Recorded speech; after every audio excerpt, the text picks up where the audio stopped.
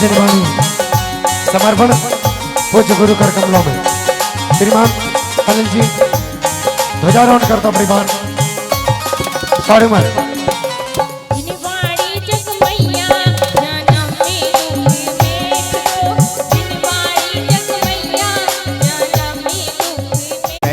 दो जिनवाड़ी जग मैया जनमी दुखी मैं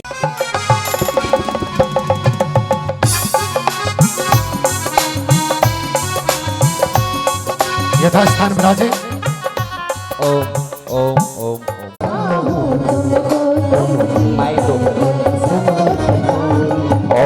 ओम नमो आर्य बदाचार्य परमेश्वरी आचार्य भगवान विशुद्ध सागरभ्यो सतंग अनर्गत प्राप्ताय रघुं निर्मामते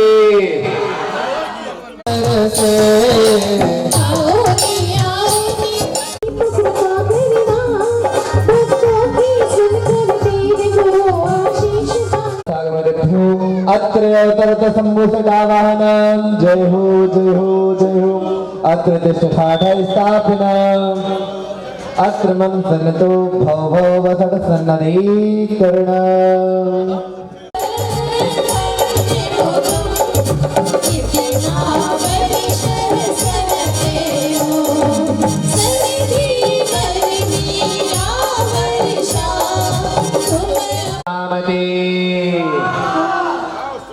छोटे बाबा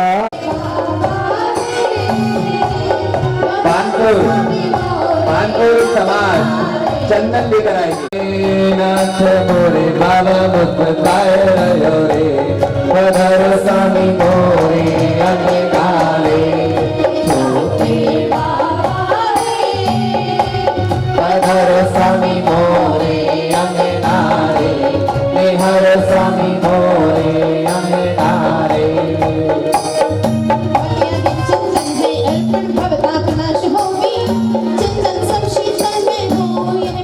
पधार स्वामी मोरे अन्य नारे निहार स्वामी मोरे अन्य नारे ओम गुरु नमो आर्य श्रीमन साधु ब्रह्मेश्वरी सुप्ता सामरेभ्यो संसार तावनाथनाय चंदनम निर्वामदे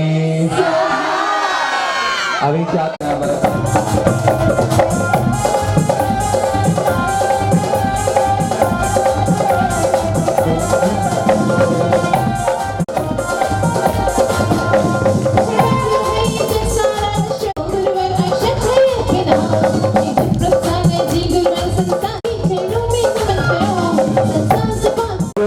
ताला अलीगढ़ वाला रमामन वाला ताली न बजाए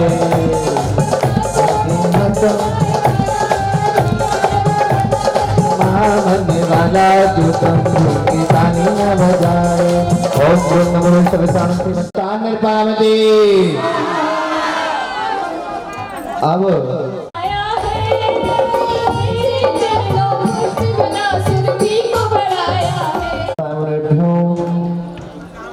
कामनार्थ दर्शनाय पुष्पम निर्पामति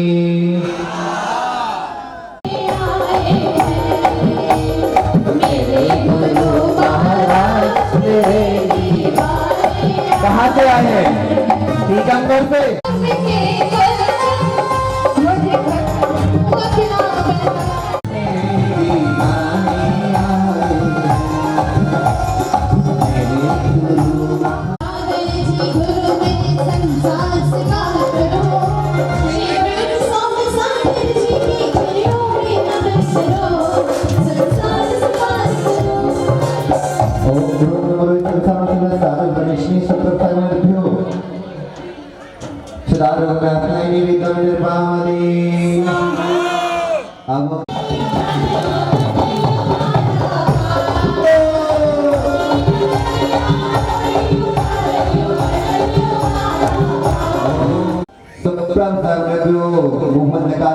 दीपम निर्माणे श्रीमद सुप्रा सागरभ्यो क्या करना है? दीप करना है अकेली सुप्रा सागरभ्यो मोहन नाशनाय दीपम निर्माणे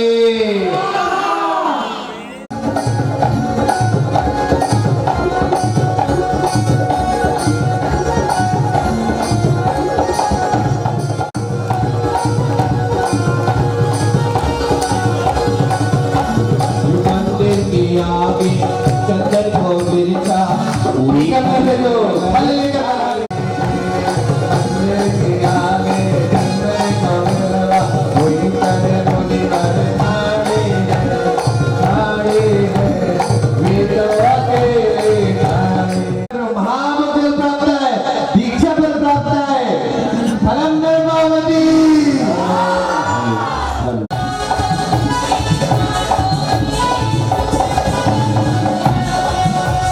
भक्ति में झूमे नाचे, भक्ति में झूमे नाचे, हम भारत आए हैं।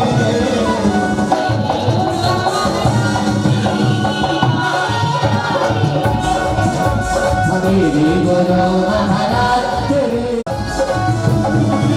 ओम गुरु सरदार साधु गुरुविष्णु परम पूजनीय सुप्रसाद मुनिभ्यो अनर्गत प्राप्त अर्घम निर्पामति। अब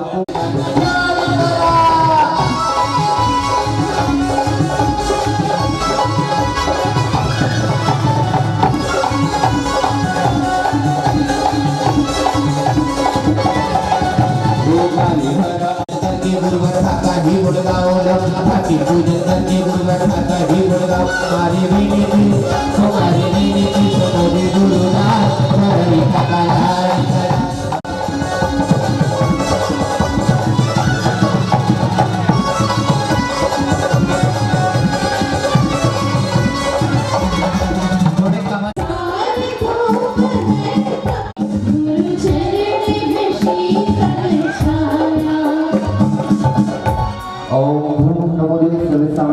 साधु भगवती साधु भगवान मुनीषी सुप्रभु जय माला कुंवर हम निर्पामति।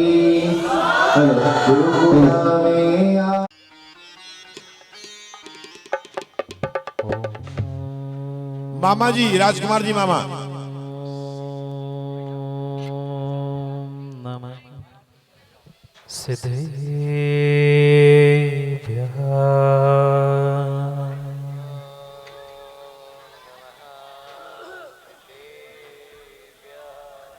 मंगलम भगवान हरे मंगलम भगवान जिना मंगलम प्रथमाचार्य मंगलम ऋषभेश्वर मंगलम भगवान वीरो मंगलम गौतमोगणी मंगलम कुंदकुंदार्यो जैन धर्मोस्तु मंगलम सर्वमंगलमांगल्यं सर्वकल्याणकारकं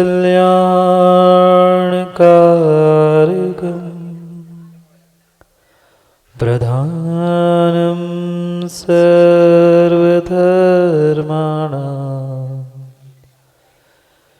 जैनं जयतु शासनम्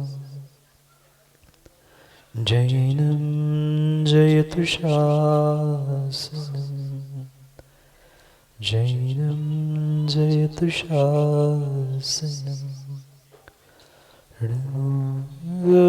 हरिहन्ताणं नमो सिद्धाणं नमो आयर्यणं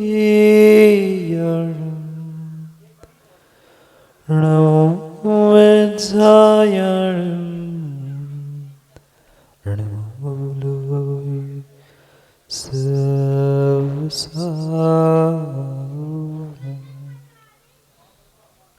अनंत अनंत परम सिद्ध भगवान की 1008 श्री शांतिनाथ भगवान की परम पूज्य आचार्य भगवान कुंद कुंद स्वामी की परम पूज्य आचार्य भगवान गुरुवर विशुद्ध सागर जी महाराज जी की सनातन जैन धर्म की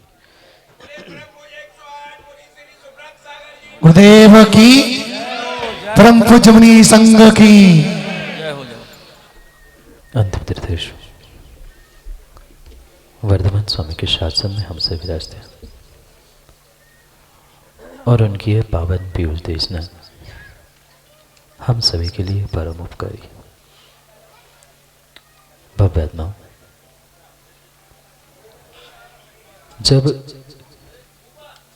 जब जीव का, शरद पंडित जी, जब जीव का सातिशय पुण्य उदय में आता है, तब जाके उसे कभी सच्चे देवशास्त्र गुरु का दर्शन प्राप्त होता है।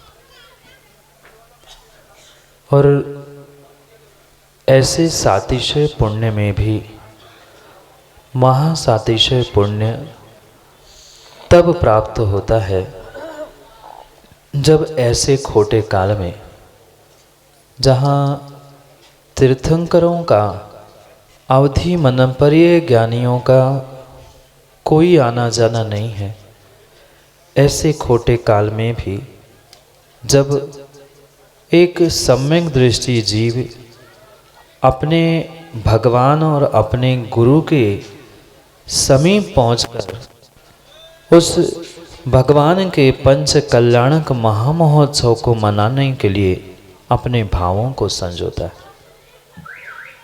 ये मात्र सौभाग्य ही नहीं, महाभाग्य ही नहीं, अपितु कई जन्मों का विमल भैया पुण्य उदय में आता है। तब एक सम्यक दृष्टि जीव को एक साथ अनेकानेक मौके प्राप्त होते हैं अपने उत्साह को प्रकट करने के लिए, अपने उस श्रद्धा समर्पण को कहीं न कहीं उद्घाटित करने के लिए। जब ऐसे मौके उसे प्राप्त होते हैं, यही उसके जीवन में सौभाग्य के और पुण्य को दिन लाने के लिए कार्यकारी उपाय प्राप्त होते। जो ये अतिशय क्षेत्र कारीटोरण में आज घट यात्रा ध्वजारोहण के साथ इस पंच कल्याणक महामहोत्सव का जो आगाज हुआ है, वह वास्तव में जैसे इस स्थान पर अगर दूर से आपने देखा होगा तो मंदिर का शिखर भी बहुत दूर से दिखाई देता है, क्योंकि ये क्षेत्र ही ऐसे ऊंचाई पर है। और जो यहाँ श्रद्धा भक्ति पूर्वक अपने जीवन को एक अनमोल दिशा देने का प्रयास करता है, वह नियम से अतिशयकारी शांतिनाथ भगवान के चरणों से अपने जीवन को और अपने आप को बदलने का एक श्रेष्ठतम साधन प्राप्त कर लेता है। क्योंकि समय अभी कोई प्रवचन का बचा नहीं है, क्योंकि मेम साहब कभी भक्ति में समय जाता है, कभी क्रियाओं में भी समय जाता है, पर ये भक्ति, ये समर्पण जीव अपने उस उत्कृष्ट मार्ग की प्राप्ति के लिए ही करता है। सम्यक दृष्टि जीव खोज करता है कि उसे कोई अवसर मिल जाए कि वह कभी गुरु के पास पहुंच जाए, क्योंकि राजीव भाई भगवान तो मंदिरों में हमेशा है, जिनवाणी भी जहाँ खोलो वहाँ मिल जाएगी, पर गुरु के दर्शन के लिए ये जो कई सारे जीव भाग के दौड़कर यहाँ अपना कार्य छोड़ के आए हैं, ये खोटे पंचम काल के उनके श्रद्धा का ही ये साक्षात प्रतिफल है कि आप यहाँ पहुँचकर वह गुरु की और प्रभु की भक्ति में तल्लीन हो रहे। जो आज प्रभु का गर्भ कल्याणक के माध्यम से ये पंच कल्याणक प्रारंभ होने जा रहा है। महेंद्र पंडित जी, क्या सौभाग्य है, क्या सौभाग्य है आपका कि एक विद्वान, मैंने शायद पहली बार देखा होगा कि कोई विद्वान आज भगवान को विराजमान करने के लिए अपनी जीवन की कमाई न्यौछावर राशि के रूप में देकर महाभाग्य को प्राप्त करने का ये उद्यत कर रहा है। ये उत्कृष्ट कार्य जो आपने किया है वह सबका उत्कृष्ट कार्य प्रशंसनीय है, क्योंकि जो ये भक्तों का श्रद्धा समर्पण का कार्य हुआ करता है, वही इस पंचम काल में उनके आत्म उत्थान का कार्य हुआ करता है। भले ही महेंद्र पंडित जी कल पूछने वाले कह रहे थे ये सब पंच कल्याणक, ये क्रियाएं, ये दान मात्र पुण्य कार्य, ये मात्र पुण्य कार्य नहीं है। आज आपने इस पाषाण के या धातु के भगवान को, क्योंकि यहाँ बहुत सारे लोग विदिशा से और नगरों से पधारे हैं, जिन्होंने जितना सहयोग हो सका अपने अपने राशि के अनुसार भगवान विराजमान करने का जो सौभाग्य प्राप्त किया है।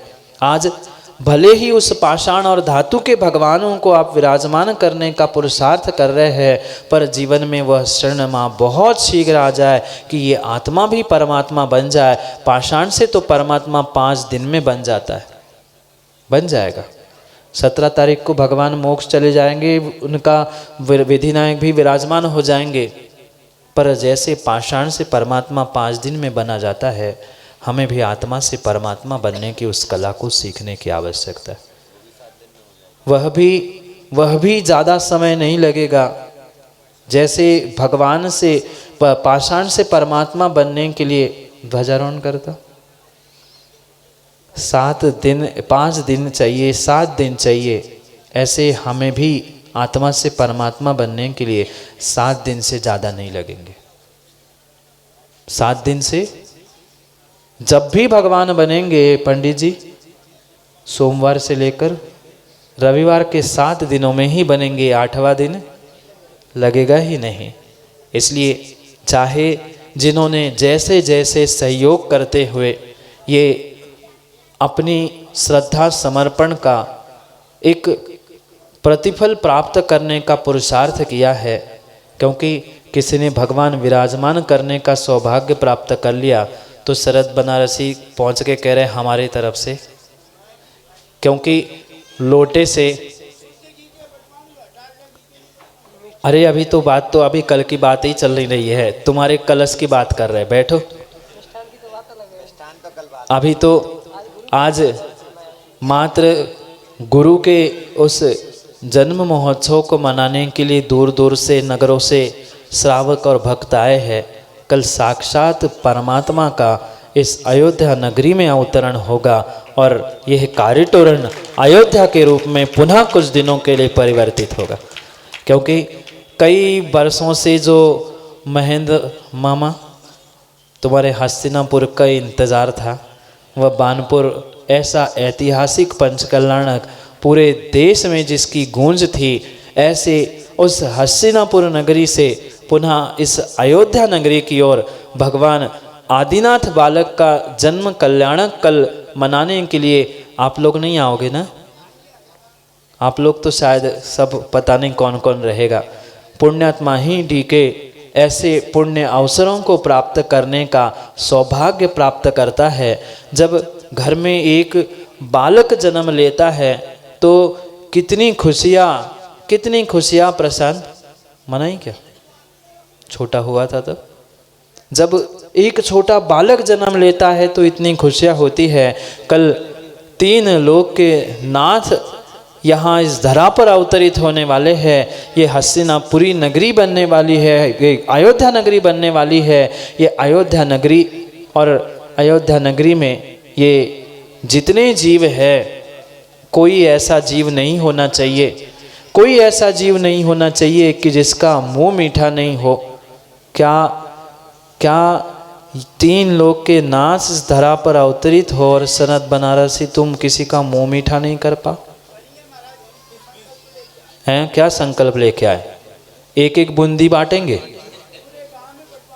बूंदी बांटोगे खाली मात्र कि लड्डू बांटोगे? नहीं तो एक बूंदी चीन के रेवड़ी बांटते ना, जैसे चीन के ऐसे चीन के बांटो। कहते बुंदेलखंड की कहावत है, क्या है पंडित जी? चीन की रेवड़ी बांटत, चीन हाँ अंधा बाटे रेवड़ी और चीन के दे। ऐसे नहीं करना। कम से कम नगर के सभी लोगों को ये पता भी चलना चाहिए, कारिटोरन नहीं, ये अयोध्या नगरी बनी है, यहाँ साक्षात आदिनाथ बालक का जन्म हुआ है। ऐसा सौभाग्य सबको प्राप्त करना है, क्योंकि जो चाहे इस पंचकल्याणक में पात्र बने हो, पर ध्यान रखना पलाश हो, सौधर्म बनाने हैं।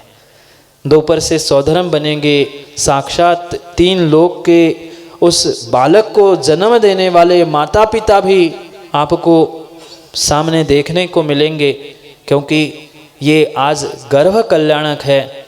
दोपहर में वह सादे और सब गर्भ कल्याणक की क्रियाएं भी आप सब देखोगे, पर ये अहोभाग्य उन जीवों का हुआ करता है जब उन्हें ऐसे सौभाग्य प्राप्त होते हैं जितने पात्र बने हैं। क्योंकि तामझाम और प्रदर्शन में तो हर कोई उलझा है, पर वास्तव में किसी क्षेत्र पर अपने आत्म उत्थान के लिए अपने समय अपने द्रव्य को देना, ये उत्कृष्ट कार्य पुण्यात्मा ही कर पाता है। ऐसे पुण्यात्मा के नियोग से जो ये उत्कृष्ट कार्य यहाँ संपन्न होने जा रहा है, उन सभी पंडित प्रतिष्ठाचार और सभी पात्र और सभी आगंतुक भक्तों के लिए यही आशीष है कि ऐसे ही श्रद्धा समर्पण अपने जीवन में हमेशा ही बना के रखना, जिससे आने वाले समय में आपका वह उत्कर्ष जीवन का होता रहे। क्योंकि समय कुछ और कह रहा है। घड़ी का समय बहुत हो चुका है। सबके लिए पुनः पुनः बहुत बहुत यही आशीर्वाद है कि ये पंचम काल का सौभाग्य महाभाग्य में बदलने का आपने जो पुरुषार्थ किया है, वह पुरुषार्थ वास्तव में मात्र पाषाण से परमात्मा बनने तक ही नहीं, अपितु अपने आत्मा से भी परमात्मा बनने की उस कला को समझने का, पुरुषार्थ करने का ये सौभाग्य मिला है। तो उसे महाभाग्य में बदलने का प्रयास करें।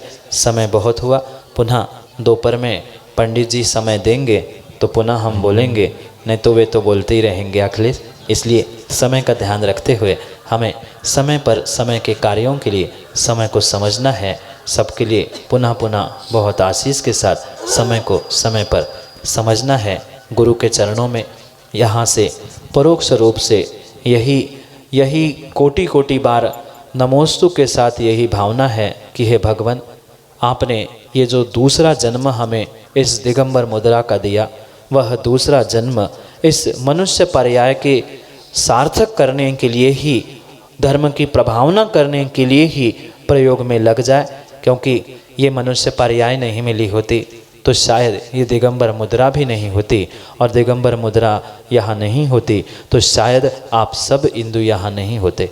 इसलिए ये गुरु का परम उपकार है कि ये जो इस पर्याय के जो 40-42 वर्ष पूर्ण हुए, ये उस 41 वर्ष, अब महाराज कह रहे हैं, हमने तो गिना नहीं, 41 वर्ष जो इस पर्याय के पूर्ण हुए, इस पर्याय का अंतिम श्वास अंतिम समय भी ऐसे ही धर्म प्रभावना और गुरु के चरणों में ही साधु संघ के समीप ही समाधि के साथ हो। इसी भावना से यह मनुष्य पर्याय जिससे गुरु के मार्गदर्शन से सम्यक मार्ग पर लगाने का पुरुषार्थ किया, उन सभी उपकारी जीवों का, क्योंकि पर्याय को भी जन्म देने वालों का और इस मार्ग पर लगाने वालों का भी परम उपकार है कि जिनके संस्कार मिलते रहे और संस्कार से ही यह बहिरात्मा अंतरात्मा बनी और आने वाले समय में पाषाण से परमात्मा के समान हम भी अंतरात्मा से परमात्मा बने।